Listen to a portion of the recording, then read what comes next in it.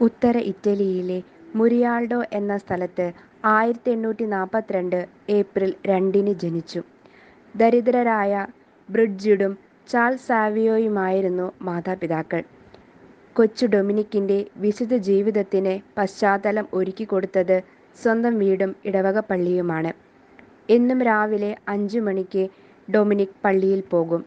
അൾത്താരബാലനായി വിശുദ്ധ ബലിയിൽ സംബന്ധിക്കും. അതിനുശേഷം കുറേ നേരം പ്രാർത്ഥനയിൽ മുഴുകും. മഞ്ഞോ വെയിലോ ഒന്നും ഡൊമിനിക്കിൻ്റെ ഈ ദിനചര്യയ്ക്ക് മുടക്കം വരുത്തിയില്ല.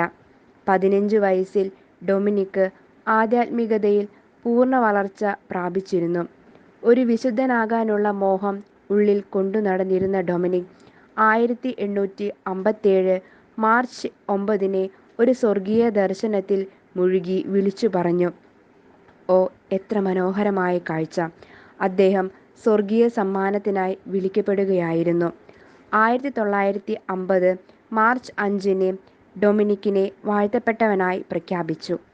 1954 ജാനുവരി 12-ന് ഡൊമിനിക്കിനെ വിശുദ്ധനെന്ന് നാമകരണം ചെയ്തുകൊണ്ട് 12-ാം പിയൂസ് മാർപ്പാപ്പ പറഞ്ഞു: "വെറും 15 വയസ്സുള്ള ഈ ബാലനെ അൾത്താരയിൽ വണക്കത്തിനായി പ്രതിഷ്ഠിക്കാൻ എനിക്ക് അതിയായ സന്തോഷമുണ്ട്. ഈ കാലഘട്ടത്തിൻ്റെ യുവത്വത്തിന് മാതൃകയാണ്. യുവഹൃദയങ്ങളിൽ നിന്ന് നന്മയുടെ അടിവേരുവരെ നശിപ്പിക്കാൻ ദുഷ്ടശക്തികൾ കിണഞ്ഞു ശ്രമിക്കുന്ന ഈ കാലഘട്ടത്തിൽ ശാരീരികമായി ദുർബലനെങ്കിലും ക്രിസ്തുവിനോടുള്ള സ്നേഹത്താൽ ജ്വലിച്ച ഈ യുവാവ് ആധുനിക യുവത്വത്തിൻ്റെ ശക്തമായ പ്രതീകമാണ്.